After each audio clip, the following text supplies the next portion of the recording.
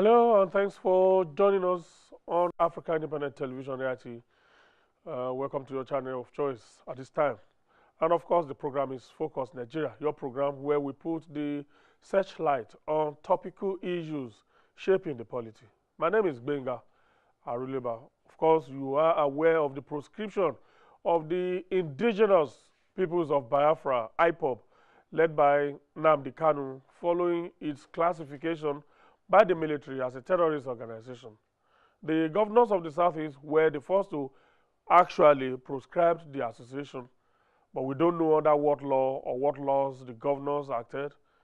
But the proscription by the federal government followed an application by the Attorney General of the Federation to the acting Chief Judge of the Federal High Court, a process outlined under the Terrorism Prevention Act 2011 as amended in 2013. Late last week, the federal government followed the process through by formally gazetting the proscription of IPOB. And today, that gazette is out, is in the public. But despite all this, the controversy over the propriety or otherwise, the legality or otherwise of the federal government's actions rages on. And yesterday, lawyers to IPOB were back in court. Well, they are asking for his whereabouts. So today, we'll be focusing on this issue and the provisions of the law. That's the Terrorism Prevention Act 2011, amended in 2013. We'll be looking at it probably clause by clause. Chief Okoi Obono-Obla is a special advisor to the president on prosecutions. He's also the chairman of the presidential panel on the recovery of public properties, recently set up. Don't know whether he's still a member of the Presidential Advisory Committee Against Corruption, PACAC, but we'll find out. He will be joining me shortly. But let's quickly update you on the latest developments shaping the polity. On day 2 of plenary on Wednesday, Senator Andrew Uchendu took his seat in chambers as the latest member of the Red Carpet Chamber. Senator Uchendu of the ruling All Progressives Congress APC was recently confirmed by the Court of Appeal as the rightful winner of the by-election for Rivers East Senatorial District. Do solemnly swear that I will be faithful and bear true allegiance to the Federal Republic of Nigeria and that I will preserve, protect and defend the Constitution of the Federal Republic of Nigeria. So help me God.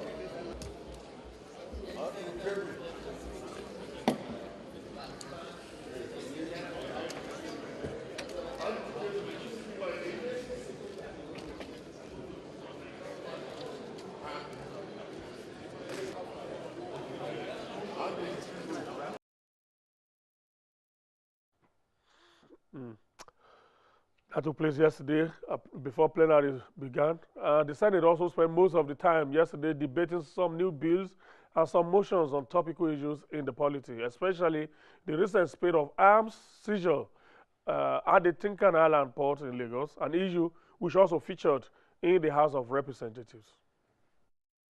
Distinguished colleagues, the major objective of this bill is amendment as follows: to increase the fine imposed for offenses committed under the Act from 1,000 naira to 100,000 naira. Number 2, to provide for destruction of firearms illegally imported into the countries or in possession of individuals without valid licenses in order to build public confidence in overall effort to eradicate illegal firearms and prevent firearms importation and find their way back into society. Mr. President, dear colleagues, the time has come to ensure the illicit guns do not find their way back into the society. There is a need to restore public confidence that guns seized will be pulverized and will not be getting ways back to the criminal element in society. And the Senate should resolve that, look, in supporting this bill, that the punitive measure of 100,000 naira, as far as I'm concerned, is very, very negligible. We should bring a very serious and severe punishment in anybody that is caught with illegal rifle or illegal pistol. With this few remarks, I support this bill, and I think is coming at the right time. Where are these guns going to? Who are those using it? Why are we seeing increase in attacks in some places? And here today in Nigeria, with 10,000 naira, you can buy an AK-47. You can buy any gun outside anywhere in this country. Take this matter very, very serious.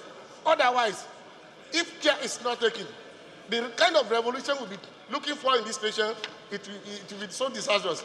Definitely the people importing these arms have a lot of resources, and they must have some very serious intentions. And so we should not overlook this issue. Herdsmen that are supposed to be carrying sticks are now carrying AK-47 weapons. You begin to wonder how kidnappers have sophisticated weapons. All right, let's move on to something else. The Anambra State governorship election is less than a month away. November 18, actually, to be precise. So let's begin today by giving you some facts you need to know about that election. A total of 37 political parties have been cleared by INEC to contest the election, which means there are 37 candidates. 5 of the political parties are fielding women as their candidates. And the oldest of the female candidates is that of one of Nigeria's newest political parties, the Advanced People's Democratic Alliance, APDA, Mrs. Adeze Chizube Okafor, who is 60 years old. She's running with a 39-year-old Franklin Ogujefo as her deputy. At least 6 of the 37 candidates are over 60 years old, and they include incumbent governor and candidate of the All Progressives Grand Alliance, APGA, Willie Obiano, who is 62. Olisaloka Obaze, candidate of the PDP, is 62. Godwin Ezemo, candidate of the Progressive People's Alliance, PPA, is 63, while the oldest candidate is Ifeanyichukwu Reginald Okonkwo of the ADP, who is 64 years old. A couple of the candidates are also in their 30s, but none is younger than 35. I think that's the age limit. So these are some of the facts about the impending Anambra election. Tomorrow, I'll tell you more. All right, what else is new? Yes, the Chief Justice of Nigeria, Justice Walter Nkanu Onogen, is walking his talk on the resolve of the judiciary to help tackle corruption. The NJC, of which the CJN is chairman, has announced the establishment of an anti-corruption and financial crimes cases trial monitoring committee to ensure that all criminal cases are speedily disposed of. The 15-member monitoring committee is headed by our former president of the Court of Appeal, Justice Issa Ayo Salami, and of course some chief judges of some states are members. And for whatever is worth, Ekiti State Governor Ayodele Fayose is unfolding his plans to contest the 2019 presidential election today in Abuja. Fayose announced his presidential bid the very day and at the very venue where his party, the PDP, announced that his presidential candidate in 2019 will come from the north, while the national chairman of the party will come from the south. Now, don't ask me if Ekiti State is part of the north in the estimation of the PDP or in the estimation of Ayo Fayose, because if you ask me, now who I go ask? Anyway, but gratifying enough, some of his party leaders have already been telling him, they'll be telling him, mistaken terms that, what you are up to is nothing. And that is all a futile effort. Anyway.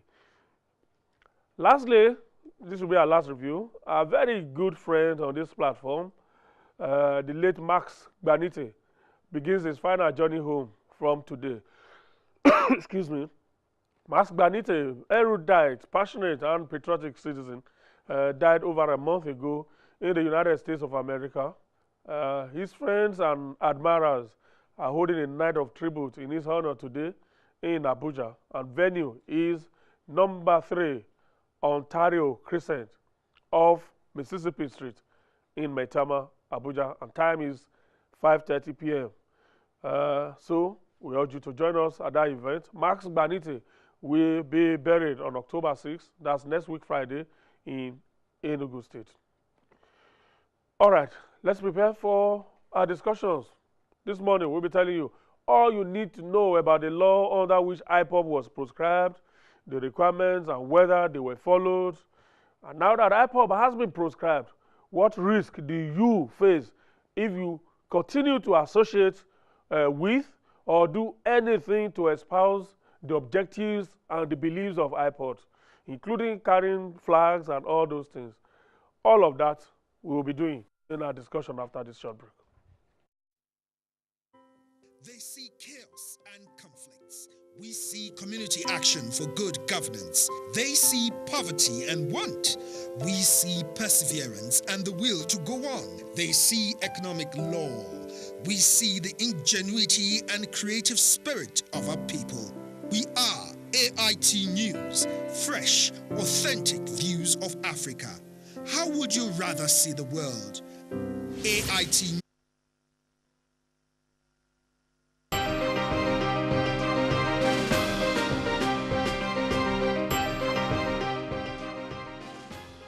We see a completely non-racial society. We don't believe, for instance, in the so-called guarantees for minority rights, because guaranteeing minority rights implies the recognition of portions of the community on a race basis. We believe that in our country there shall be no minority, there shall be no majority, there shall just be people.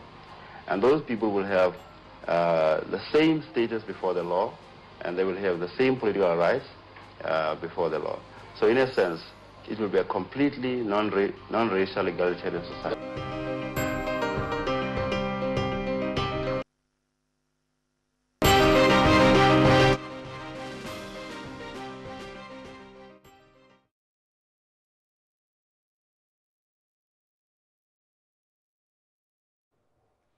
All right, if you're just joining us, a very warm welcome to you. You've only missed the teasers. We are going to the nitty-gritty of the program now. Chief Okoi Obono-Obla is a senior special assistant to the president on prosecution. He joins me this morning for these discussions. I also introduce you as the chairman of the presidential panel on recovery of assets. Yes, public property, yes. Public property. Special presidential investigation panel for recovery of public property. Okay. And are you still a member of the PACAC, that's the Presidential Advisory Committee Against Corruption? No, I was never a member.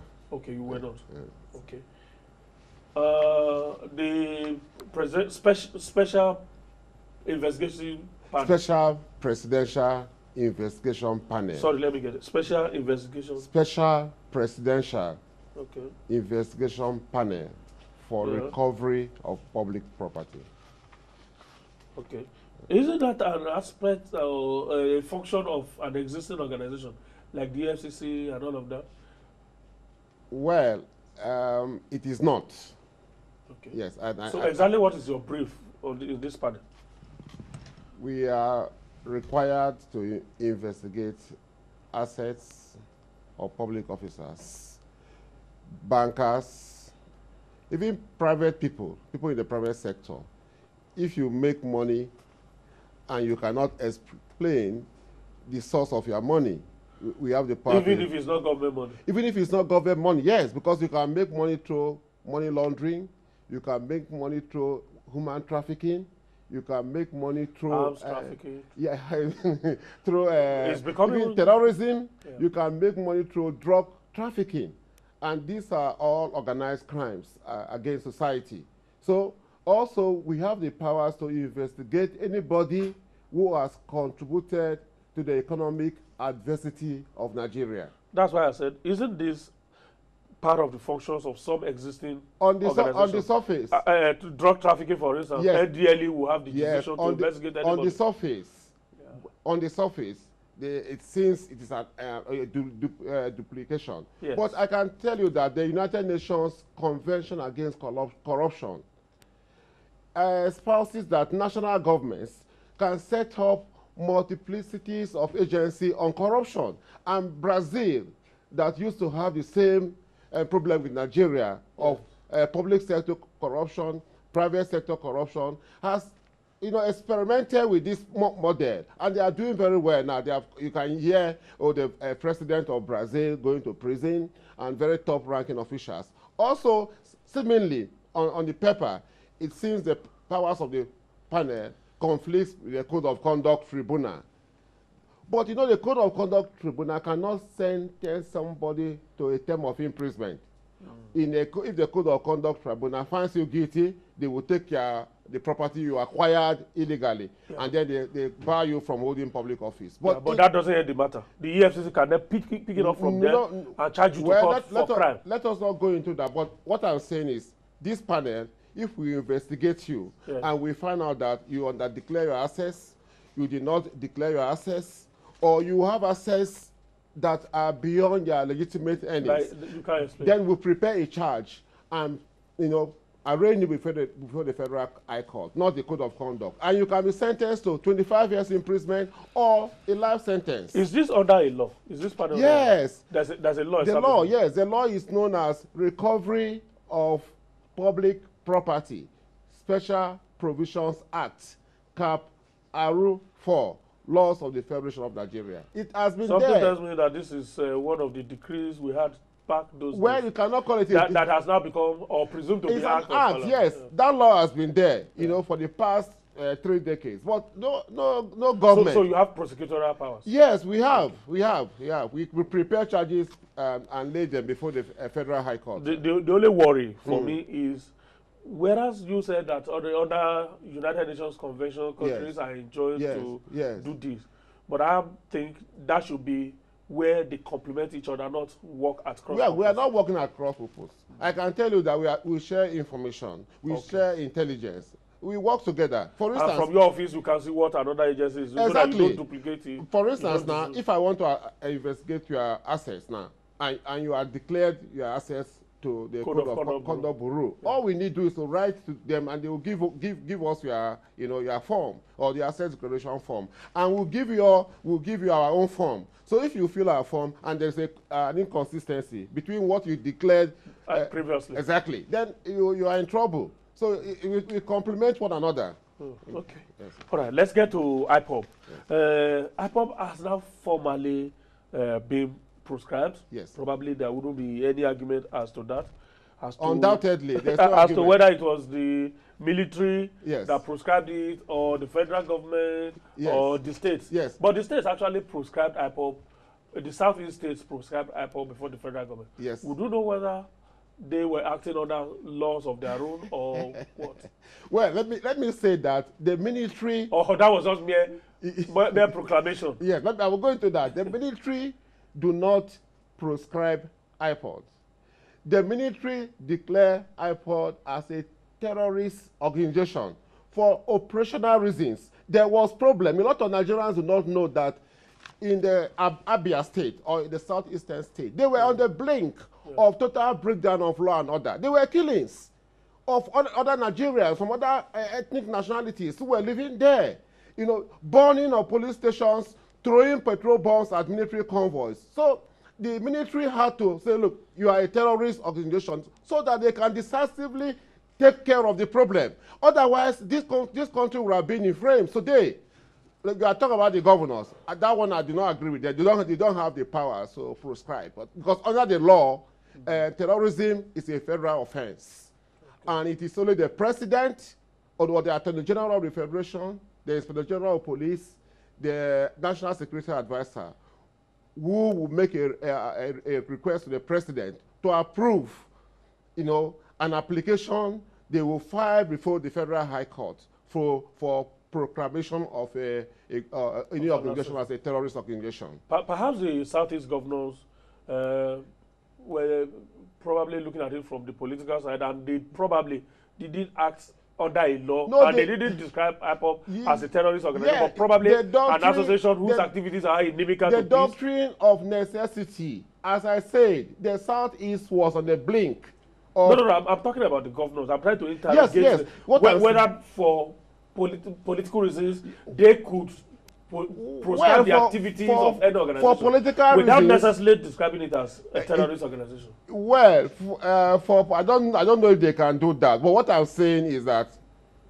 political expediency at that point required the Southeast governors to come out and say whether or not they belong to this country, whether or not they subscribe to the ethnic bigotry of IPOB or the terrorism of IPOB. So at that point, they needed to do that because the country was clearly on the blink.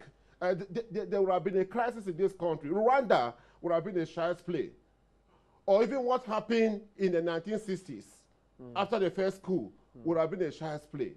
So the governors had to act decisively. So I commend them for that. So let us not look at it from the legalistic point of view. It is not everything you bring legalism. Sometimes you have to use political expediency to take care of a situation that threatens the peace, stability, and tranquility of society. Okay. The first charge against the government when this happened was that here we are beginning to see a government that is baring his fangs. We are seeing a government that is increasingly becoming intolerant of the voice of dissent. And that in the democracy, I don't agree people with you. who will not have their way must necessarily be guaranteed the right to have their say. I don't and that what IPOB was doing was to have his say. No.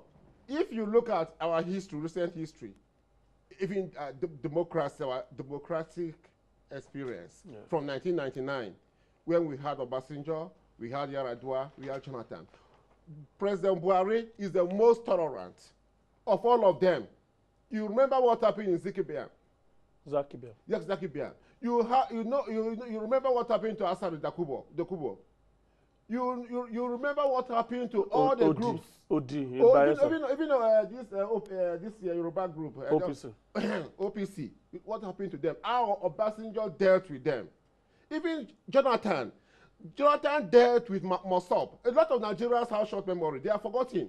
A lot of them were even killed extrajudicially and dumped in a river in Anambra State. Members of Mossop. No, we are forgotten that members of Mossop were sentenced to prison, life imprisonment, and some of them are still in prison by Jonathan. So Buhari has not done that. President Buhari, he has been very tolerant, he has been very patient. And that is why some of these groups now, they are trying to dare the federal government. You declare a Biafran National Guard, you declare a Biafran secret army, you had flags, you had a currency, you had passport, you say, look, there will be no election in Anambra State. You were attacking Nigerians, even Igbo people who do not subscribe to IPOB ideology. Even me, I have been attacked. They have sent a lot of messages to me because I say, look, I'm from the South. I experienced the Civil War as a boy. But I remember vividly what transpired in those days during the Civil War. When you hear a military aircraft taking off or going on a bombing mission, man, it is hell. I was about 2 or 3 years, but I remembered. So why are these people advocating for war after all we went through? So the government has to take a position, because if Nigeria is destabilized, the whole of West African sub-region, Central Africa will be destabilized because of our population. We can't go to Cameroon, we can't go to Niger, we can't go to Chad. Was it not possible for the government to separate the core objective of MASOP from its other seemingly violent? MASOP was not violent. IPOB I meant. IPOB is violent. Is it not possible for government to look beyond the activities of maybe a few of its members and look at what it was professing publicly? No. Well, what are they professing? Right to self-determination. Right to self-determination. You can profess right to self-determination in a very peaceful manner without being violent. And what I expect them to do, if they truly want to break away from this country, there is no provision in our constitution for any part of the country to break away. There is no provision for a referendum. What they should have done, maybe to form a political party and ensure that all the senators from the Southeast who will go to the National Assembly will be from that group, that political party that says we want the right to self-determination. All the members of the House of Representatives, all the House of Representatives, all the assemblymen, they go to the National Assembly and then lobby other Nigerians for an amendment to the Constitution so that there will be a provision for a referendum. A referendum just took place in Turkey. No, by the courts. You cannot just yes. Yes, but you cannot. I'm just trying Turkey. to. Sorry. I'm just trying to buttress the process outlined. Exactly. If a people of a particular ethnic Exactly. group within a larger Yes, group exactly. want the right of Yes, self-determination. yes. You So organize nobody a referendum. says they should not espouse the right of self-determination, but they should do it in a peaceful manner that will not threaten the peace and stability of this country. This country is very fragile. You see what is happening what is happening in Sudan. You see what is happening in Yemen. You see what is happening in Iraq. So why are we advocating for war? War is nobody's friend, because if I throw a stone into a market, I will never know whom that stone is going to hit. So we have to be very careful. If we want to advocate, we should use constitutional means, and that is what the president advised Nigerians, and some of them have not taken the message, that you cannot ask for restructuring. President Buhari has no power under the constitution to say, oh, Nigeria should be restructured. If we want restructuring, legally, constitutionally, politically, economically, socially, we have to go to the National Assembly. We have to make sure that every senator we elect believes in restructuring. Every member of the House of Representatives, every assemblyman at the state level, because only they have power to amend the Constitution. And you cannot amend the Constitution without discussing. So nobody is saying that, oh, we don't want restructuring. But we should also do it through constitutional means, through peaceful means. Okay. Was MASSOB proscribed when it was existing? It was not proscribed. It was an illegal organization operating in Nigeria. Okay. So it wasn't formally proscribed. Let me come into that, what I've just said. We recently discovered that the proscribed IPOB was registered as a company, as a business concern in the state of California, in the United States. And the law says if you are bringing a foreign company to Nigeria to do business, you have to go to the Corporate Affairs Commission under Section 53 of the Companies and Allied Matters Act and register that company. Otherwise, you are committing a criminal offense under Section 54 of the Companies and Allied Matters Act, and you are liable to prosecution by the Honorable Attorney General of the Federation. So all this while, IPOB was operating illegally in Nigeria, but now IPOB has been proscribed. You have not seen the papers we filed in the Federal High Court. I don't know whether it's, okay. it's in the... The prayers are here. Yeah, it's the prayers that are... Yes, but are the prayers incorporated in the Gazette? Yeah, the prayers are here. In page... I think page... Look at... Page 3? A71? Yes, there's... yes, A72. A72? Yes. Okay, yeah. All the prayers are there. Yeah, we'll get to that shortly. Yes, but what I want to say is that apart from the Terrorism Prevention Act, under Section 62 of the Criminal Code that is applicable to the southeastern regions of the region of Nigeria, under 62, the definition of unlawful society. Any society that is dangerous to the good government of Nigeria, any society that advocates for levying of war against Nigeria or any part of Nigeria, the president has power to declare that society as unlawful. So IPOB, apart from being a terrorist organization, is an unlawful society by the definition of Section 62 of the Criminal Code. By that definition, yes. If you apply that definition across broad spectrum, yes, you find so many things that are wrong. Yes. First of all, there are organizations that are also existing, yes, or maybe associations or whatever, that are even more deadly than IPOB.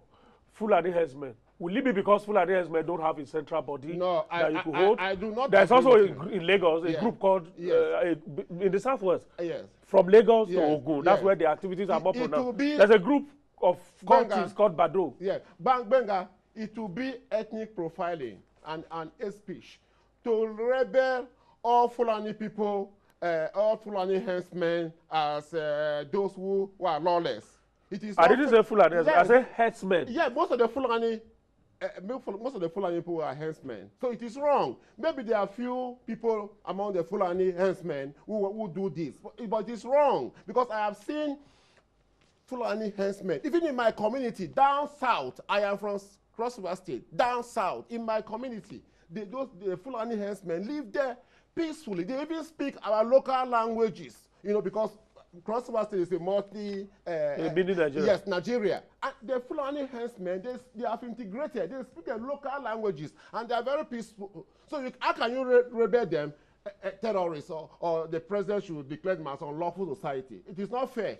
The one you mentioned in Lagos, the military have been dealing with them, but they have not threatened the territorial integrity of Nigeria. They have not threatened the corporate existence of Nigeria. They have not printed a currency. They have not done a passport. They are not saying Lagos will make Lagos ungovernable. They have not been going about acquiring arms illegally, importing weapons into the country. Understand? Saying that you will wage war against Nigeria, whether you like it or not, if you don't organize a referendum. They have not done that. But wouldn't therefore the definition of a terrorist organization also include the fact that you can identify them, you can put faces to the voices, and probably they also have known addresses. If the government wants to apply the law to the letter, a lot of groups will be declared terrorist organizations. Because terrorism, the definition is very broad and comprehensive, intentionally by the lawmaker. We didn't make the law. The executive doesn't make the law. It is the National Assembly that makes the law. Even internationally, terrorism has become a phenomenon. So all the national governments are very, very careful when it comes to terrorism. If you kidnap somebody, you can also be charged under the Terrorism Prevention Act. If you threaten me, understand, you can also be charged. If you occasion bodily harm to me, you can also be charged. So we have to be very careful. The definition is very broad, so we have to be very careful. All the groups that are advocating for this and that, they should do it in a very peaceful manner. Otherwise, the government may be compelled to clamp down on them using the Terrorism Prevention Act. This act was not made by Buhari's government. This act was not enacted by Buhari's government. Yeah, that's why it's a 2011 act, exactly, amended in 2013. Yeah, so nobody should say Buhari's government is a dictatorial and so forth and so on. This act was not enacted by Buhari's government, by Jonathan's government. Don't you think that the government will probably need to review its strategies in dealing with the herdsmen? The analogy does not come in. I have told you the herdsmen are not terrorists. We have some few herdsmen, even if they are not terrorists, who indulges in criminal acts. Yeah. Will it not be because the government has been unable, yes, quote unquote, to deal with it in a precise manner? I disagree with you. Rather, what we are even seeing is moves to even appease them in some cases. Force government, state governments to establish grazing reserves. I think some people are not being fair to the herdsmen. I have mentioned to you that I come from Cross-River State. In Cross-River State, in a particular local government, you can have about 5 language groups. And I have given you an example that the herdsmen live there and they don't cause any problem. The problem of farmers, herdsmen, is a problem that has to do with the struggle for land rights. It is not peculiar to Nigeria. In East Africa, you have that problem. In Northeast Africa, you have that problem. In West Africa, you have that problem. It's a struggle, the struggle for land resources between the farmers and the herdsmen, because the herdsmen are everywhere in West Africa. Even in the northern part of Nigeria, we have seen a lot of conflicts between herdsmen and farmers. So it is not peculiar to the southern part of the country. So it will not be fair for people to begin to rebel the herdsmen terrorists, or the government should proscribe the herdsmen. It is not possible. There are few people who are criminal-minded among the herdsmen, just like in every ethnic group. In my ethnic group, you also have people who are into kidnapping. So will you brand everybody from my ethnic group as a kidnapper? All right. Chima Ugobe says, does Obla have proof that IPOB is purchasing arms illegally? Is there any proof? Has the government been able to... Have you not heard... the arms seizure? Yes. No link with IPOB? Yes. But no link. No link. Even there's no link. The military convoys were attacked in Abia State. They confronted them. The military was not lying. They confronted the military with bombs, petrol bombs. Armed robbers confront security agents when they come around. The military convoys that went to Abia. Kidnappers confront security agencies whenever they come under. It is clear that from the definition of terrorists or terrorism, IPOB is a terrorist organization. There's no doubt about that. Okay. Another charge, again, I don't know, maybe when you have given your explanation on this, has to do with the process outlined under the law. Yes. What the federal government did. I noticed that it was a very powerful team led by the Attorney General himself. The Director of Public Prosecution was there, so many other senior state the Solicitor General, Permanent Secretary.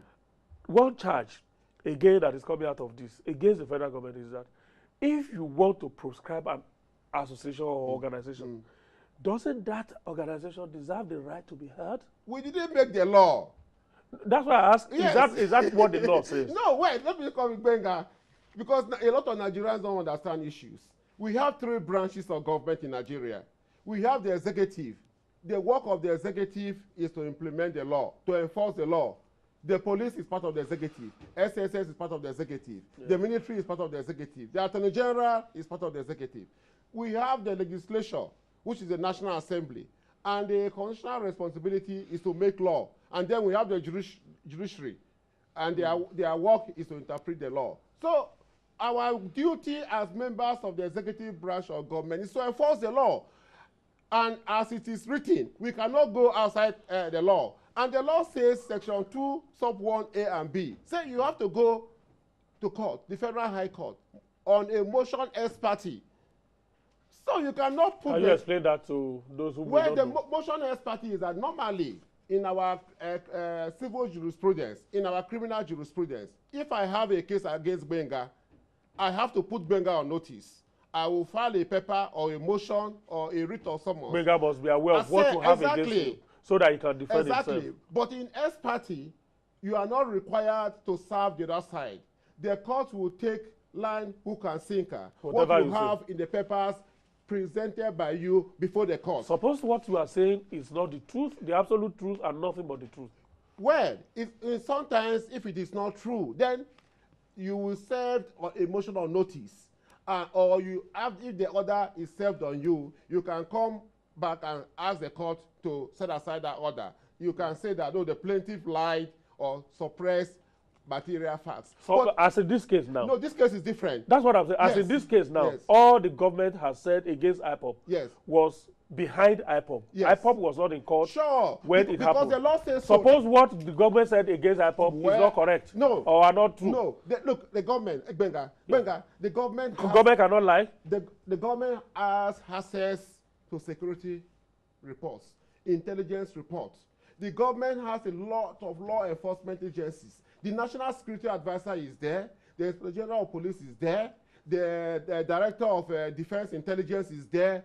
The SSS, all of them work together to come out with a bundle of evidence establishing that IPOB is a terrorist organization. IPOB, yes, exactly. So because there's IPOB, that's why I don't want you to mix it together. IPOB. So, and the law didn't say you have to put the group you want to prescribe on notice. We have done this to Boko Haram. Boko Haram in Jonathan's government was proscribed. Could you have served notice on Boko Haram? Could you have served Boko Haram? Yes, why not? Who would have taken out the summons? No, why not? They were in Borodo State. You take it to Sambisa Forest and go and look for Shekau to serve him papers to come to Abuja. They were driven to Sambisa Forest. They were in Medugri. They were everywhere. So killing. They were everywhere killing. Yes. You couldn't still have attempted to serve. So that is why experience. I need to get this clear. Is that what the law specifies? Oh, let us read the law now. Let us read the law. That's why I brought you here. I have read it, but I have brought you to come and explain to the public. Let us read the law. Which one are you reading? The amendment or the Principal Act? The Principal Act. Because some lawyers were putting on very funny Which section now? Sir. Which section? You said it's the Principal Act. 2. Look at proscribed organization. Yes.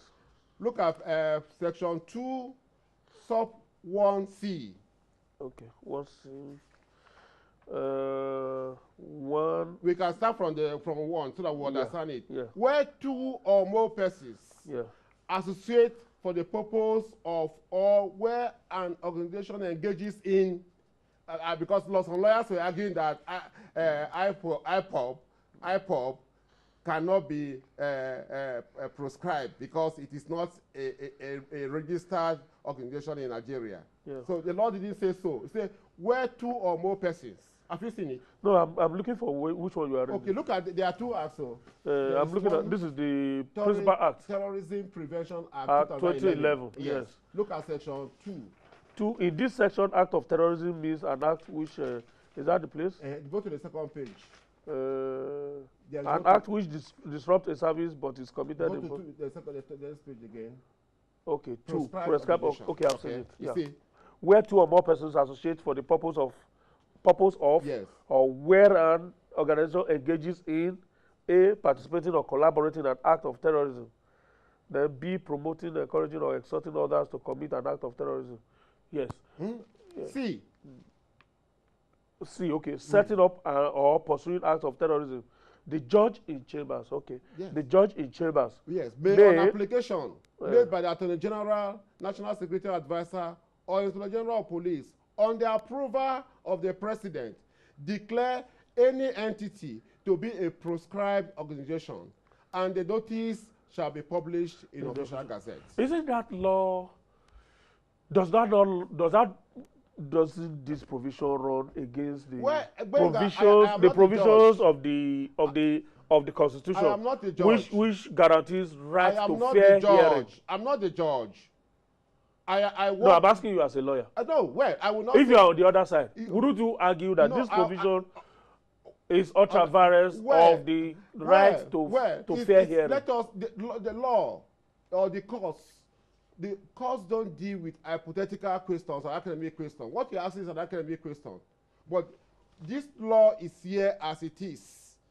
Anybody who says this law is unconstitutional, he has a right to go to court and challenge it to say that this law infringes on the Constitution. And the court will declare it unconstitutional. No.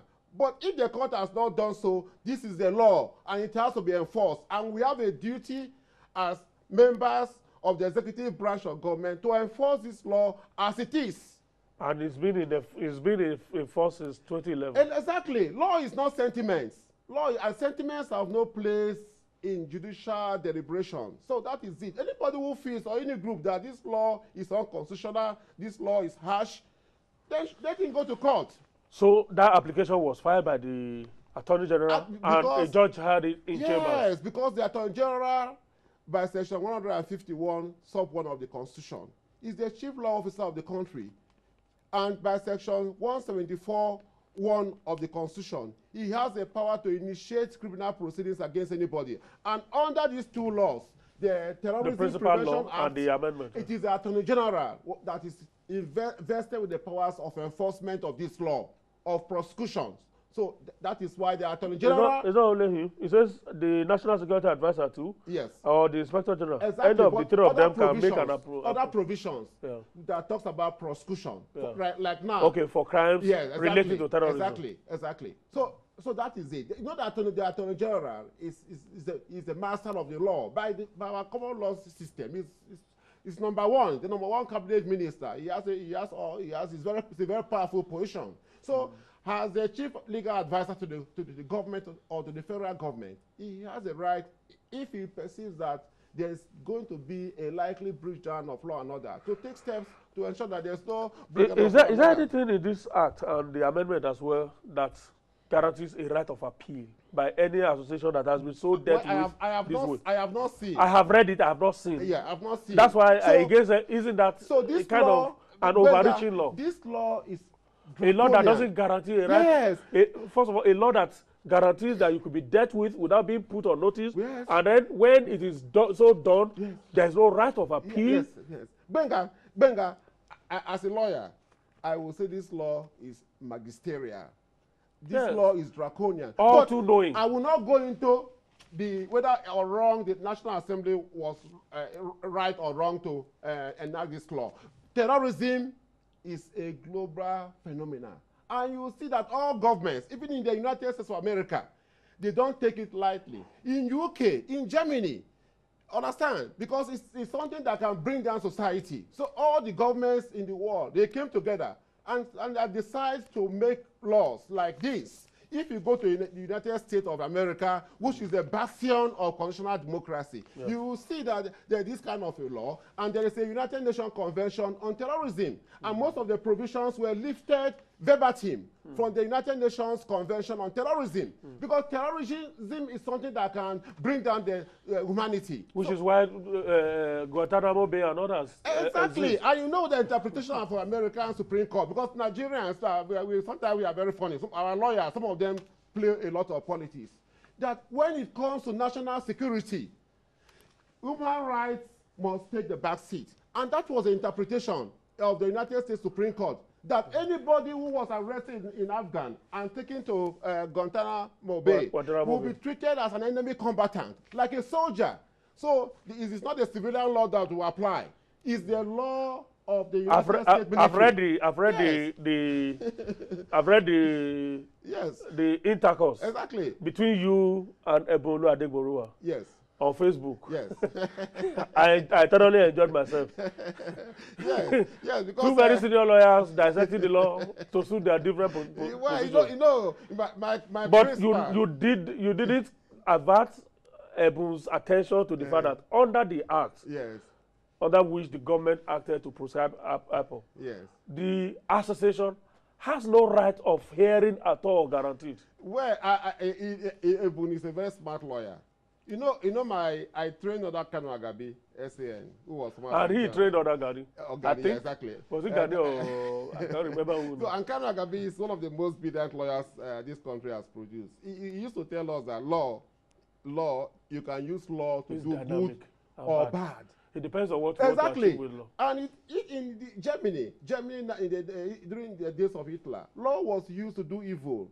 So you can use law to do both good and bad. In this same interpretation, another lawyer can look at it from a different perspective entirely. But what I want to say is that what my lady friend was saying, that's a boon. His argument was premised on the law formulated from interpretation of civil proceedings. And we are dealing with criminal proceedings, terrorism for that matter. So his argument was, I would say, it's non sequitur. I read that in your argument. Yes. Particularly that expression too. Exactly. Okay, let's. So the proscription is a final act. It is. It is not open to appeal. No, but you can. It is not. If they later, if they. That's what I said. That the only review that is open here is for the association that has been so proscribed to repent. Exactly. To become born again. From his evil ways. Tomorrow, if they say, look, we will fight for the right of determination of the Igbo people. Within the not South because they have included my place, and our leaders 50 years ago rejected Biafra. That's those of us from the former Eastern region, the minorities of Okoi Obono, Cross River State, Bayelsa State, River State. They rejected Biafra. Then they are adding Edo and Delta. Edo and Delta were not part of Eastern region. They were not part of Eastern region. They were part of Western region and later Midwestern region. Then Kogi and Benue. They are funny.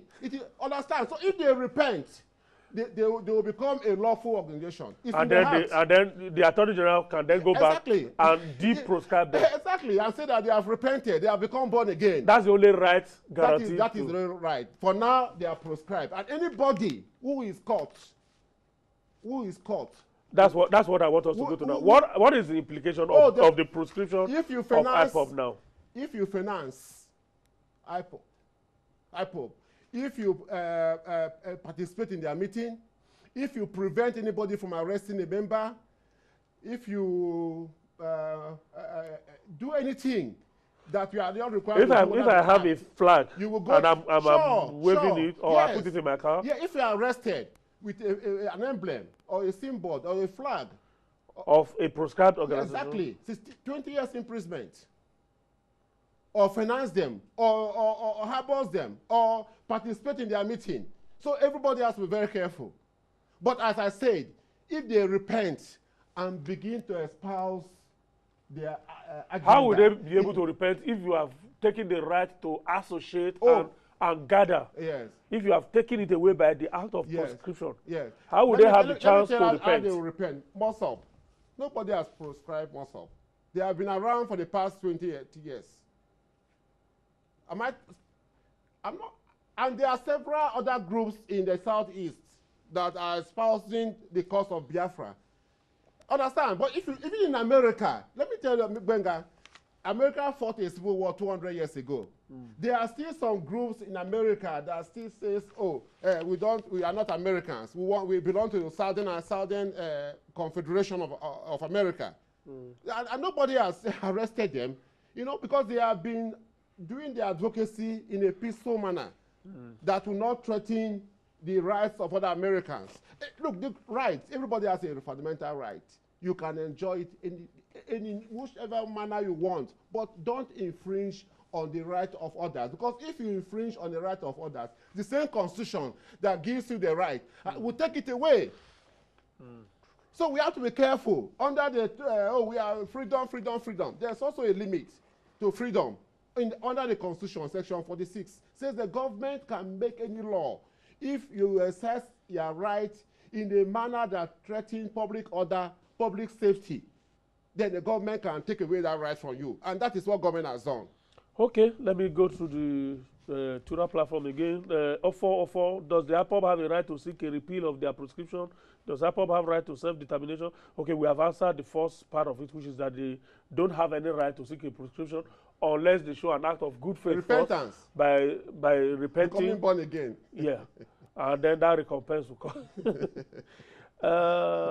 24 new tweets. Let me see if I could quickly. Long ago, I said Kanu's a boss man using IPOB. He's a businessman using IPOB to make money. Recent discovery that IPOB was registered in California says it, or that's a Mogbala and Bab CFR. Have any member of the executive carried out the punishments for a proscribed entity to the Boko Haram, and where? Okay, I don't think. Yes. We are trying 3,000 Boko Haram members. 3,000. And the trials will commence in the next 1 week. Okay, just on the passage short, politically now, yes, sir. How do we solve this problem? Do you think the government should just stop at just merely proscribing an answer? Well, I think... Because a lot of people will tell you that IPOB espouses an idea, and ideas don't die no matter what you do. That's what I even told you in America. There are still some groups that are talking about separation. Yeah. But they do it in a peaceful manner. Understand? Even in Canada, Canada is a federation like Nigeria. Even Scotland, the people of Scotland, Wales, in UK. Yeah. Recently, the Catalonia people of Spain. But they are going about it in a peaceful manner. But when you begin to challenge the territorial integrity of a country, then the government has to take steps. Probably seek to also disrupt an existing constitutional order. I even heard the same, he was going to march to Lagos. Kanu was boasting that he will march to Lagos. To march to Lagos, he was beginning to claim that Lagos is part of the southeast. All right, let's leave it there. Thank you so much, Chief Okoi Obono-Obla. Thank you, Chief Okoi Obono-Obla is a Senior Special Assistant to the President on Prosecution. He's also the Chairman of the Special Presidential Investigation Panel for Recovery of Public Properties. Yes, sir. I deliberately took that so that I would know that. Thank you so much. I really appreciate your time. Nice talking with you. Okay, that's Focus Nigeria today. Thank you for investing your time with us. Tomorrow is Friday. It will be the last day we have before Nigeria's independence. So we'll be talking about Nigeria's unity tomorrow. And it also promises to be interesting. My name is Benga Arulema. Enjoy the rest of the day. Do stay out of trouble.